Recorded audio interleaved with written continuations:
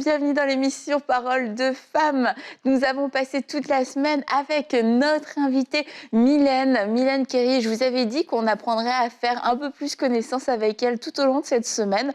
En tout cas, moi j'ai appris à mieux la connaître et je pense que vous aussi. Et je trouve ça merveilleux tout ce que Dieu a fait à la fois dans sa vie personnelle, dans sa vie aussi au niveau du ministère. Alors bonjour Mylène. Bonjour. Et re-bienvenue à toi sur le plateau de Parole de femmes. On était très heureuse avec Nadine de passer cette semaine avec toi. Puis c'est vrai de faire un peu plus connaissance avec toi et d'en apprendre plus et voir comment tu vivais ta vie avec Dieu, ta vie de louange, ce que Dieu avait fait dans ta vie, c'est hyper inspirant, c'est hyper beau, puis c'est pur aussi. Et je pense que ça, c'est pour ça que c'est aussi inspirant. Et aujourd'hui, on va parler de leadership, parce que tu es la directrice de louange à Nouvelle Vie. Et Nouvelle Vie est une église quand même assez importante, qui compte plusieurs milliers de personnes. Et vous imaginez que le département de la louange est un département qui est un gros département il y a besoin de le faire fonctionner, de le faire vivre. C'est beaucoup de gestion et beaucoup de gestion humaine aussi. Oui. Et le leadership est quelque chose d'absolument nécessaire aujourd'hui dont on doit avoir conscience pour apprendre à bien diriger de la bonne façon. Et on l'a déjà dit parce qu'on a déjà parlé de leadership que quelquefois on prend le leadership comme un espèce de concept très froid, très méthodique et se demander sinon, mais on ne parle pas de leadership dans la Bible, mais lorsqu'on regarde le ministère de Jésus, on voit que Jésus était un leader d'hommes et qu'il dirigeait des hommes, il leur disait quoi faire, comment le faire, il les envoyait, il les équipait. Alors, on n'a pas employé le mot leadership, c'est certain, mais le leadership est bien présent dans la Bible et c'est quelque chose que Dieu veut nous enseigner pour que nous-mêmes, on soit des bons leaders d'hommes, qu'on ne soit pas des gens qui fassent mal, des gens qui ne savent pas non plus envoyer, qui ne savent pas transmettre, mais être de bons leaders. Et Mylène est là aujourd'hui pour nous parler du leadership. Et rassure-toi, non, il n'y a pas de capsule de ton équipe. C'était une blague. Donc Mylène, le leadership, quand on parle de leadership, qu'est-ce que ça t'évoque à toi? Pour moi, un bon leader, c'est un bon serviteur. C'est la base. Puis comme tu dis, Jésus a été le premier exemple de ça. Puis si tu me permets, j'aimerais lire un verset dans Jean 13, versets 14 et 15.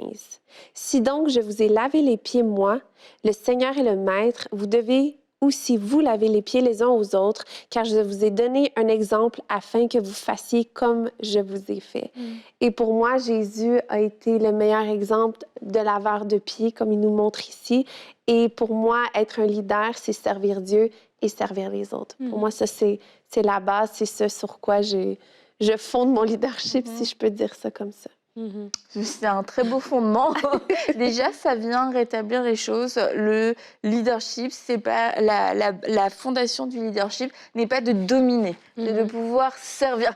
Elle me regarde, non, c'est surtout pas ça, mais c'est de pouvoir servir. Mais ça, c'est une chose qui est hyper importante parce que je pense que, à force de tellement pas parler de leadership dans l'Église, que quand on en a parlé, on est revenu avec du lourd et c'était à la fois reprendre notre place et il faut dominer, il faut ceci, il faut cela. Mais c'est vrai que la manière dont Jésus nous l'enseigne, c'est avant tout être un serviteur. Et quand tu parles de dominer, Jésus ne dominait pas sur les gens, encore une fois, dominer sur les esprits méchants, sur la nature même, mais pas sur les personnes. Et j'aime le verset que Mylène utilise parce que dans ce verset, on voit non seulement le cœur de Jésus, mais on voit en fait cette contradiction avec le leadership dans le monde, entre guillemets. Parce que là, Jésus, c'est le leader par excellence. C'est lui l'autorité, mais il se met dans une position de serviteur. Il ne reste pas dans son titre, mais il se met dans une position où est-ce qu'il démontre son cœur en fait envers ses disciples, parce qu'il va leur dire que je ne vous appelle plus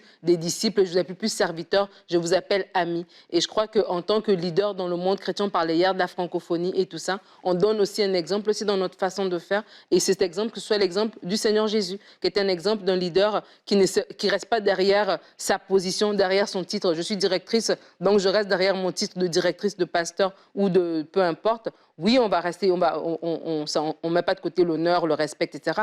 Mais de dire que c'est pas mon titre, en fait, mon leadership, c'est dans ma façon d'être, dans mon quotidien, que c'est là que je montre mon leadership. C'est est-ce que j'aime les gens avec qui je travaille? C'est là que je montre mon leadership. Et en tant que leader, je crois qu'un des premiers points qu'on doit se poser comme fondement nous-mêmes, et on doit se poser la question, est-ce que j'aime les gens avec qui je travaille? Et ça, si la réponse est non, ben, il faut aller dans la présence de Dieu, être rempli, que Dieu nous remplisse de sa capacité, son amour, son Saint-Esprit pour qu'on puisse aimer les gens. Si on n'aime pas les personnes, à un moment donné, ça va coincer. Mais si on aime, ben, comme dit, l'amour couvre une multitude de choses. L'amour est le lien parfait de la perfection. Ben, ça va aider dans d'autres aspects. Mais aimons les gens, ça va être déjà la base, je crois, pour un leadership qui va être efficace et qui va porter du fruit. Absolument. On se doit d'aimer les gens. On ne se doit pas d'être aimé de tous, mais nous, on se doit d'aimer peu importe. Puis ça, c'est pas toujours chose facile parce qu'en tant que leader aussi, des fois, tu dis, ben, je veux plaire, je veux m'assurer que mon équipe sont contents, sont heureux, sont épanouis, sont satisfaits. Mais mon rôle n'est pas d'être aimé de tous, mais ce qui est primordial pour moi, c'est de les aimer peu importe. Puis je pense que c'est un des dons, si je peux me permettre de dire ça, mais je pense que c'est un des dons que Dieu m'a donné, c'est d'aimer les gens. J'aime être là pour les gens, j'aime servir les gens. Et comme tu dis, je pense que Jésus nous a montré l'exemple, il s'est abaissé, il a lavé les pieds. Puis je pense qu'en tant que leader, les gens doivent savoir qu'on les voit au-dessus de nous. Et non pas qu'on les domine, mais on les voit, eux, au-dessus de nous et on les aime. Puis je pense que ça, c'est quelque chose qui doit être mis en pratique. C'est quelque chose qu'on doit communiquer aussi régulièrement. Puis c'est quelque chose que je m'efforce à faire. Évidemment, je ne suis pas une leader parfaite, mais je peux dire que j'essaye d'aimer les gens au meilleur de mes capacités humaines, puis de les inclure, de créer une famille. Je dis toujours que je ne dirige pas un département, mais que je dirige une famille, que le département, c'est une famille, qu'on est là pour se supporter dans les bons comme dans les mauvais moments. On est là pour aider. Combien de fois en temps de pandémie que j'avais pas accès à mes gens, j'aime dire mes gens, j'avais pas accès à mes gens, donc des Zooms, des cafés, aller faire une épicerie, aller me présenter à la porte, aller me promener, se donner rendez-vous dans un parc avec une femme que je sais qui traversait une situation plus difficile. C'est d'être présent. Ça sert à quoi d'avoir ce titre-là de leader si tu joues pas ton rôle premier qui est d'aimer? Donc, pour moi, c'est ce sur quoi je me base. C'est de la façon dont j'essaie aussi d'exercer mon leadership. Et le fait d'aimer aussi, ça va nous donner le cœur plus léger. Et quelquefois, on peut se dire, oh, en plus, il faut aimer. Ça rajoute un fardeau. Mais en fait, ça va alléger notre cœur parce que faire les choses par amour pour les gens, parce que je les aime et pas parce que j'attends d'eux quelque chose, bah, du coup, ça enlève un poids, ça enlève un fardeau, ça épure aussi les motivations et ça nous fait... c'est pas un fardeau d'aimer les gens, au contraire, ça nous aide aussi à les supporter dans les plus mauvais moments, entendez, dans les mauvais moments, dans les moments où les gens sont désagréables. Le fait d'aimer quelqu'un, ben, ça va pouvoir nous faire passer par-dessus certaines choses, nous faire espérer, nous faire croire pour un changement, nous faciliter la chose aussi dans la prière, parce qu'on va vouloir les gagner, parce qu'on les aime. Et c'est sûr qu'un leadership où il n'y a pas d'amour envers les gens, pour les gens, d'amour dans le cœur et d'amour manifesté, ça risque d'être quelque chose d'assez froid et d'assez inhumain. Et c'est ce qui fait que quelquefois, on se retrouve avec des équipes, on dit ça peut être une famille, etc., mais on n'arrive pas à connecter. C'est comme, oui, mais ils se sentent pas ci, ils se sentent pas ça, et puis blablabla. Et c'est tout le temps la faute de l'équipe. Mais aujourd'hui, prenez le temps de vous dire, de vous poser la question, est-ce que j'aime vraiment ces personnes? Est-ce que j'aime sincèrement ces personnes que Dieu m'a confiées? Est-ce que j'ai de l'amour pour eux? Est-ce que j'ai de la sympathie pour eux? Est-ce que j'ai de la bienveillance pour eux? Ou alors est-ce que je suis tombée dans une espèce d'amertume où je ne vois que leurs défauts, ils me tapent tous sur les nerfs, je vois leur nom sur mon téléphone, ils m'énervent. C'est de se dire, Seigneur, j'ai besoin de me repentir et pour diriger ces personnes, j'ai besoin d'abord d'apprendre à les aimer. Et quelquefois, on veut se former au leadership, comment bien diriger, mais il y a une des choses qui est plus difficile à apprendre, c'est d'aimer. Et ça, on peut par contre apprendre à aimer dans la présence de Dieu. Dieu peut venir changer nos cœurs, peut venir nous transformer, nous donner des regards nouveaux sur certaines personnes, certains groupes de personnes, et pour apprendre à les aimer. Oui. Oui. Tu dis très bien. Merci Mylène, j'aime bien. J'aime bien être aimée, moi. Et comme... Oui, si je peux juste rebondir sur ce que tu dis, aimer, c'est servir aussi. Hein? Quand on aime, on veut juste être présent pour eux. On veut être accessible, on veut être disponible. Puis... Attends, je veux juste quand même que tu précises que la famille de la louange de Nouvelle Vie, c'est on parle de combien de personnes environ? On parle d'une centaine de personnes. C'est ça, on parle d'une centaine de personnes. Donc, c'est pas un petit groupe, c'est pas 3-4 personnes. 100 personnes, c'est quand même beaucoup, beaucoup de gens qui sont sous ta responsabilité. Et une petite question, parenthèse, après on ira à notre point suivant, mais est-ce que les gens, quelquefois, sont surpris quand tu leur démontres de l'amour parce qu'ils se disent « Ah, bah Mylène, pourtant, c'est elle notre leader. » Et puis, par exemple, tu sais, une épicerie, un truc comme ça, un service. Est-ce qu'ils sont surpris que tu puisses faire ce genre de choses? Je pense que oui. Je pense qu'il y en a qui se disent... je pense qu'il y a les deux. Mais je pense que majoritairement, il y en a qui se disent « Ah, ben, tu sais, tu as autre chose à faire, tu as autre chose à penser qu'à moi, qu'à me donner un coup de téléphone ou à m'envoyer un texto. » Mais en fait, je dis « Ben non, mon rôle à moi, c'est de prendre soin de toi, c'est de m'assurer que toi, tu vas bien. » Puis, donc, je pense que oui. Je pense que oui, majoritairement, les gens sont surpris. Mais je trouve ça tellement bien qu'elles disent que aimer, c'est servir, parce que aussi, quand on est leader, on doit comprendre notre leadership peut être efficace parce que les gens vont voir notre exemple, en fait. On lead par exemple, par l'exemple qu'on donne. Et des fois, on veut être dans un monde de leadership parce qu'on va donner des ordres, des commandements, parce qu'on voit le long terme, on voit le big picture, comme on dit en anglais. Et on peut dire, OK, va à gauche, va à droite, mais aussi servir. Démontrer l'exemple, c'est aussi une façon marquante de leadership. Je crois quand les gens y viennent, j'imagine, hein, au niveau de ton équipe, et que tu es là déjà dès le matin, ben, pour eux, c'est inspirant de dire, ben, si Mylène, elle est capable de se lever à 4 heures, elle est capable de se préparer, elle prend ça au sérieux après autant d'années, puis qu'elle est capable d'arriver là en avance, parce que je suis sûre que tu n'es pas obligé d'arriver là si tôt. Tu pourras aussi dire, ben non, ben, vous commencez déjà, faites tout, moi j'arrive qu'à un moment clé. Mais le fait que tu le fasses, ben c'est un exemple clé, et ça peut encourager quelqu'un qui va se dire, ah, aujourd'hui je suis fatiguant, non. Parce que Mylène est là, ben, vu qu'elle le fait, moi aussi je vais le faire. Et des fois on n'y pense pas, hein, mais on marque aussi les gens comme ça par notre exemple. Tu parlais de tes parents hier, ben, je suis sûre qu'ils ne savaient peut-être pas quand ils faisaient tout ça, mais ils laissaient une empreinte dans ton cœur. Et je crois aussi ta façon même dans notre leadership, la façon dont on exerce notre leadership, ben, ça laisse une empreinte aussi dans les cœurs des gens. Et un autre point important pour être un bon leader, c'est que nous-mêmes, on a pu suivre d'autres leaders avant d'être nous-mêmes, avant toi-même d'être responsable, directrice de la louange. Tu as aussi servi, tu as aussi été assistante, et ça, c'est une bonne formation. Oui, très bonne formation. Je dis toujours qu'il faut apprendre à suivre avant d'apprendre à leader. Puis, j'ai eu des bons leaders. Encore aujourd'hui, j'ai des leaders qui me montrent l'exemple, comme tu dis.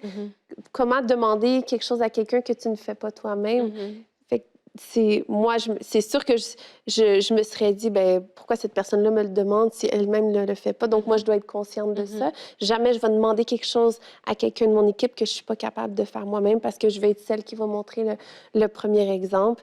Puis, j'ai appris, j'ai pris de l'expérience aussi en étant assistante, en travaillant aussi au sein de l'Église dans différents départements, en servant comme bénévole aussi au sein de différents départements. Tout ça m'a amené à être à la position que j'ai aujourd'hui, que je ne m'attendais pas du tout, mais que je ne prends pas à la légère, et que je remercie Dieu de tout mon cœur de me donner ce privilège-là, parce que pour moi, c'est vraiment un privilège. Et tu vois, depuis le début de la semaine, tu as beaucoup parlé du service. Et ça, je pense que c'est quand même une clé. parce qu'on peut avoir des aspirations et les ambitions, les aspirations ne sont pas mauvaises lorsqu'elles sont éprouvées, lorsque les motifs sont bons, mais assurez-vous de commencer à servir. Assurez-vous de ne pas attendre que le poste de directrice de louange soit libre pour commencer à faire quelque chose. On a besoin de servir parce que c'est hyper formateur. C'est pas oui, Dieu prend plaisir à notre service, mais parce que aussi il y a des choses qu'on va apprendre alors qu'on n'est pas en responsabilité, alors que c'est pas nous qui allons payer les pots cassés. On va voir d'autres gens, bon c'est un peu, c'est pas d'un mauvais œil, hein, mais on va voir des gens prendre des mauvaises décisions, se dire ah bah là je me souviens que ça avait fait mal quand il y avait eu cette décision là de prise. Je me souviens moi aussi de ce que j'ai pensé à ce moment-là, des réflexions que je me suis faites. Après on va voir des gens prendre des bonnes décisions, mais qui ne sont pas forcément bien acceptés et les voir passer, faire face à de l'opposition, comment ils ont réagi, comment ils ont su garder leur cœur. Et tout ça, c'est tellement de formation alors que nous-mêmes, on n'est pas dans une position de responsabilité, une position de leadership, parce qu'une fois qu'on est dans cette position, on réalise aussi que le poids de nos décisions, on réalise... Tu sais, ça semblait tellement facile quand quelqu'un le faisait. Bah, écoute, t'as juste à dire ça, t'as juste à faire ça. Ah, mais c'est pas grave. Ah, mais ça, il a dit ça, mais c'est pas grave et tout. Mais une fois que c'est toi qui es à cette position-là, tu te rends compte que c'est pas, que même si c'est pas grave, que c'est pas forcément facile à porter, que c'est pas forcément facile à vivre. Et le fait d'avoir pu être dans un premier temps plus dans le public et puis d'observer, de voir, eh ben vraiment c'est du temps qui est tellement précieux, on va pouvoir apprendre. Parce que moi, sincèrement, bon après c'est peut-être plus dans ma personnalité, mais je plains toujours les gens qui sont mis en responsabilité très vite.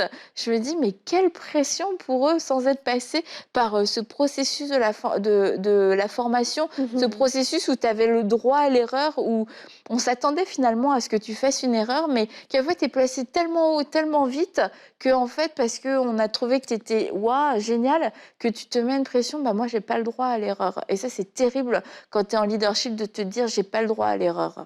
Mais tu vois, quand tu parles par rapport à être pendant que tu es dans les coulisses, pendant que tu es dans le public comme ça, d'observer et puis d'apprendre, de profiter de ce temps-là pour apprendre. Il faut aussi savoir avoir la disposition de cœur qui fait que ce temps-là, on est en train d'apprendre. On n'est pas en train de juste remarquer toutes les erreurs, remarquer tout ce qui est pas bon. On est vraiment en train d'apprendre parce que ça peut être aussi un temps qu'on ne met pas à profit parce que c'est un temps qu'on perd en fait. Moi, j'appelle ça être dans le ministère de l'opposition, du parti de l'opposition parce que je me rappelle, il y a quelques années, il y a eu des élections ici au Québec et il y avait un parti de l'opposition, mais le monsieur, il parlait avec beaucoup voilà, il était très, très tranchant, il avait des solutions et tout. Je me dis, mais c'est lui qu'on doit voter, en fait, parce qu'il avait toujours des choses à dire. Dès que le gouvernement prenait une décision, il avait toujours quelque chose à dire le lendemain matin dans le journal. Bah, frère, il y a eu des élections et il a été voté. Je me suis dit, ah ben là, ça y est, on va avoir tout va être parfait. Mais non.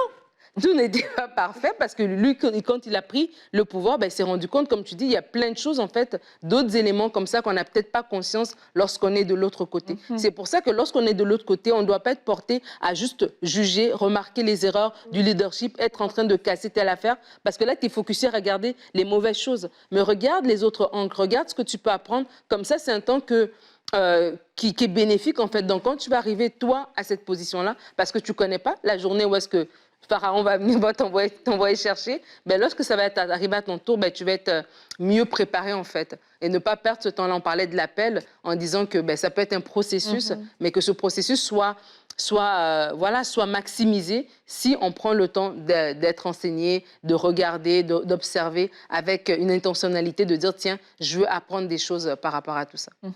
Absolument, c'est bon ce que tu dis. Il y a quelque temps, j'ai reçu un courriel de quelqu'un qui faisait partie de mon équipe il y a quelques années, puis qui me dit « Je veux te remercier. Je veux te remercier pour qui tu es puis tout ce que tu as fait parce qu'aujourd'hui, je tiens une position similaire et je me rends compte de ce que je ne savais pas. Je me rends compte de ce que je pouvais dire, mais de ce que je ne voyais pas, que toi, de tout ce que tu devais vivre et tout ce que tu devais porter. Et alors, aujourd'hui, maintenant, je m'en rends compte parce que je le vis. Donc, je veux te remercier puis il m'honorait. Puis j'ai apprécié. J'ai apprécié parce que oui, souvent, les gens n'ont aucune idée de ce que tu peux porter puis de ce que tu peux traverser. Et ministériellement, et aussi personnellement, parce que tu vis ta vie de leader, mais tu arrives aussi avec tout ton bagage personnel et tout ce que tu vis dans ta vie du quotidien qui affecte, qui peut des fois affecter tes réactions et tout. Il faut faire attention à ça en tant que leader aussi, puis séparer le personnel aussi, mais il y a un monde en arrière et des fois, on voit juste la façade, mais on ne connaît pas les explications du pourquoi on voit cette façade-là qui est devant nous. Donc, Et le leadership, c'est, comme on l'a dit, de pouvoir être à même de diriger des humains. Donc, dès qu'il y a des humains dans l'histoire, il y a des frottements, il y a des quiproquos, des désaccords, quelquefois même des disputes. Et là, comment on fait ça? Comment on gère ça sans personne? Ne donne pas de nom, Mylène. mon équipe est parfaite, voyons! Donc oui, mais toi, de ce que tu as entendu, de ce que tu as vu à l'extérieur, comment j'ai vu dans tes points que tu voulais partager un point sur le pardon. Et ça, c'est sûr qu'au niveau du leadership, on doit apprendre non seulement à pardonner, mais aussi à demander pardon. Oui, ça, c'est une marque, puis mes leaders m'ont appris ça aussi. J'ai des leaders qui, à différentes occasions, pour différentes raisons, n'ont pas eu la gêne de venir me demander pardon pour X raisons. Puis j'ai eu cet exemple-là de mon père aussi. Mais mon père, quand j'étais jeune, mes parents, pour quelconque raison, ils n'ont jamais eu peur de venir nous voir. Pour telle raison, on te demande pardon, on a manqué. Donc, pour moi, ça m'a beaucoup appris. Puis, en tant que leader, je pense qu'on doit rester enseignable. Puis, on doit être ouvert à la critique. On doit être ouvert à la critique constructive, par exemple. Mais souvent, on peut tout de suite se mettre sur la défensive lorsqu'on reçoit une critique. Puis, je le comprends, c'est normal. C'est jamais facile que ton leadership soit critiqué, mais c'est important d'être ouvert à la critique constructive des gens pour toi, en tant que leader, d'être capable de grandir. Mais par rapport au pardon aussi, de demander pardon quand tu es dans le tort aussi et de relâcher même quand la personne ne t'a pas demandé pardon. Ça, c'est le plus difficile parce que souvent, en tant que leader, il faut que tu apprennes à prendre sur toi. Et la personne ne te demandera pas nécessairement pardon pour ce qu'elle va t'avoir dit ou ce qu'elle va t'avoir fait. Mais dans ton cœur, tu dois apprendre à juste relâcher puis à juste pardonner cette personne-là, même si tu sais que tu n'auras jamais d'excuses de sa part. Puis ça, je pense que c'est une des clés parce que tu dois continuer d'aimer malgré tout. Et c'est ce qui va te permettre aussi de pouvoir garder ton cœur et de ne pas devenir aigri. Et parce qu'au final, des gens vont nous blesser. Des fois, ils n'en ont pas conscience. Absolument. D'autres fois, oui, mais ça ne semble pas légitime de demander pardon à leurs yeux. Et du coup, c'est de se dire... quelle est la course que je veux courir? Est-ce que c'est ce combat que je veux mener? Toi, tu vas me demander pardon. Toi, tu vas régler tes comptes avec moi. Ou de se dire, j'ai une mission qui est plus grande, qui est plus élevée. Et là, pour ça, c'est pas qu'on passe au-dessus, on fait comme si rien ne s'était passé. Mais on va devoir... un leader, c'est aussi quelqu'un de mature et qui va devoir prendre ses responsabilités. Eh bien, j'ai le choix de m'endurcir, j'ai le choix de rester blessée et que cette blessure pourrisse et puis vienne envenimer mon leadership, vienne envenimer mes relations avec d'autres personnes qui n'ont rien fait de mal, ou alors j'ai le choix de pouvoir pardonner parce que je veux continuer de courir ma course en n'étant pas blessée, en n'étant pas affectée constamment parce que les autres m'ont dit et n'ont pas forcément réglé. Et ça, c'est vraiment un choix qui est mature et en tant que leader, on doit chercher à devenir de plus en plus mature et dans nos choix, ça doit se voir. Peut-être qu'au début, c'était plus difficile, mais aujourd'hui, avec le temps qui passe et de se dire non, je refuse de laisser autant de temps se passer sans avoir pris le temps de m'arrêter, de dire je vais pardonner parce que c'est à vous-même que ça nuit premièrement et parce que vous avez beau dire mais non, c'est juste cette personne-là. Franchement, c'est certain que ça vient nuire à vos autres relations et ça nuit du coup à votre leadership. Alors pardonner, c'est pas quelque chose de faible, au contraire, c'est quelque chose de très très mature et de très spirituel. C'est une marque d'un leader fort pour moi, être capable de se remettre en question, puis de dire j'ai manqué. De dire j'ai manqué sur ce coup-là, puis d'être capable juste de demander pardon absolument. sans aucune hésitation. Pour moi, c'est une marque d'un leader fort. De demander pardon et de pardonner. Et juste par rapport à ce que tu es en train de dire, Annabelle, par rapport à ça, c'est aussi de de prendre du recul aussi dans notre leadership. Tu parlais de voilà, de quelqu'un qui peut avoir offensé et qui ne revient même pas pour demander pardon, de se dire en fait, nous on est une personne. Mais nous, elle a juste nous comme leader. Mais nous, on a, je ne sais pas moi, 100 personnes à gérer, etc.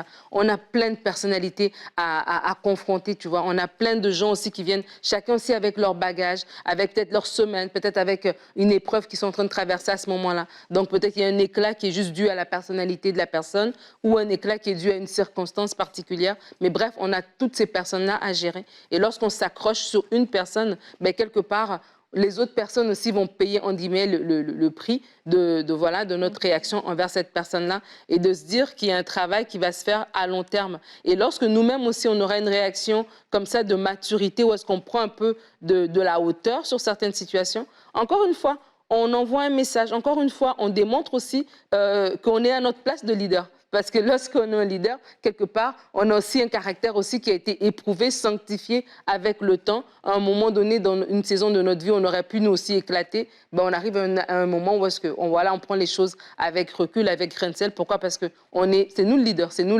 l'adulte, entre guillemets, dans certains cas. Et il y a des moments où il faut avoir le dos large, comme on dit. Il faut avoir le dos large et puis ça passe et puis on continue, pas parce qu'on marche dans l'hypocrisie, mais comme tu dis encore une fois, parce on regarde à ce qui est beaucoup plus grand et on comprend aussi que, surtout dans l'Église, hein, un élément que Satan va beaucoup utiliser pour affaiblir, c'est dans les zizanies, dans la division, dans des offenses comme ça. Donc, on sait que c'est lui qui travaille pour désunir et nous, on travaille dans l'unité. Donc, du coup, aussi, ça nous permet de prendre de la hauteur.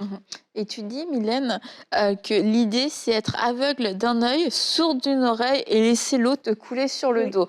Alors, l'eau te couler sur le dos, je comprends, mais sourd d'une oreille et aveugle d'un œil, explique-moi. On va terminer sur ça, tu vois, toute cette semaine. C'est quelque chose que mon père il m'a souvent répété. Sois aveugle d'un œil, sourd d'une oreille et laisse l'eau te couler sur le dos. Ça veut dire que tu vas en voir des choses, il va en avoir de la critique, il va en avoir des gens mécontents. Puis c'est important que tu puisses faire la part des choses. Garde une oreille sourde, garde un œil aveugle, puis le reste, laisse-les te couler sur le dos. Prends ce qui t'appartient. Comme je disais, remets-toi en question. Sois cette leader-là qui est enseignable, qui est ouverte à cette critique-là constructive, mais ce qui ne t'appartient pas, tu le laisses de côté. Mais c'est très sage. On aura beaucoup parlé de ton papa pendant cette semaine. J'ai l'impression de le connaître un peu plus. Donc, c'est une belle leçon de leadership. Sois aveugle d'un œil, sourd d'une oreille. C'est tout un effort pour moi de le répéter. Et laisse couler, laisse l'eau couler sur le dos. En tout cas, merci beaucoup, Mylène, d'avoir été avec nous cette semaine. Ça passait vite. Ouais. De nous avoir partagé tout ça, nous avoir partagé aussi cette période difficile qui est très personnelle par laquelle tu es passée, de voir comment Dieu t'a relevé. Et je veux vraiment vous le redire, si vous-même vous passez par des moments difficiles, que ce soit un temps de deuil, un temps de séparation, un temps de mise à l'écart, un temps de rejet, de blessure, de trahison, le Saint-Esprit est là et la joie du Seigneur est disponible pour vous. Et mardi, on a prié pour que cette joie puisse venir vous remplir. Et je vais terminer cette semaine en le déclarant à nouveau, en appelant encore cette joie surnaturelle qui vient du ciel, qui n'est pas suscitée par les circonstances, pas par une bonne blague ou un bon moment. Non, cette joie qui vient du ciel et qui vient transcender vos circonstances, qui vient remplacer le deuil en louange, qui vient d'un seul coup remplir votre bouche de louange comme vous n'en aviez pas donné, comme vous n'en aviez pas dit depuis de longs mois. C'est le moment aujourd'hui de vous lever. C'est le moment aujourd'hui de laisser le Saint-Esprit vous remplir. C'est votre partage et Dieu va prendre plaisir à cette louange. Ne laissez plus le diable vous garder, vous maintenir dans le silence en vous faisant croire que le bonheur et la joie ne sont plus pour vous. Non, le bonheur et la joie vous accompagnent chaque jour de votre vie. Et aujourd'hui, le jour où le Seigneur déverse sur vous sa joie surnaturelle, sa joie divine, comme un don qui vient du ciel, alors juste accueillez-le avec foi et accueillez-le avec tout simplement reconnaissance et non pas par mérite. Et on va se dire à très bientôt pour une prochaine émission de Paroles de Femmes.